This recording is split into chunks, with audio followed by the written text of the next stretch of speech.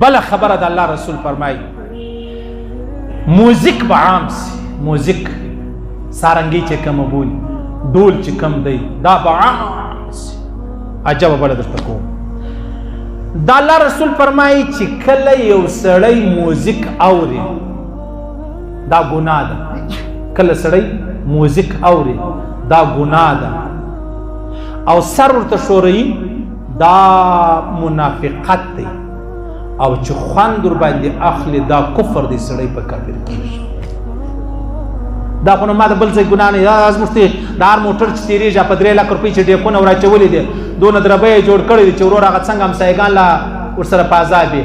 د الله رسول فرمایي اورېدلې ګناه، خوند ور باندې اخیستل یعنی مطلب سر ورسره شورول دا منافقت، دا نفاق او خوند ور باندې اخیستل غالبا عبدالله بن مسعود روایت دی دا کفر دی، سړی په دې کافر کېږي. کافر کېږي څوک یې نه اوري ټولې ګنټۍ پر موزیک برا.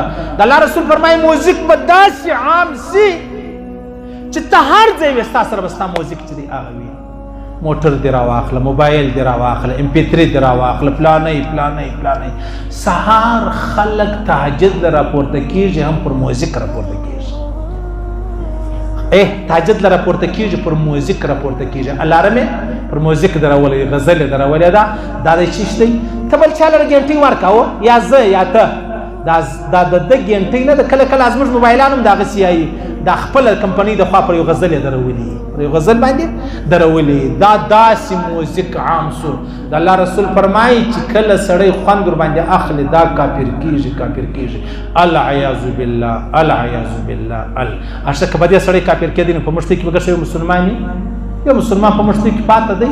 اوس غم دا دی زما ستا فکر نشته چې یاره زه په دې ګناه زه کافر کېږم که مسلمان پاتېږم، فکر مې نشته ورته.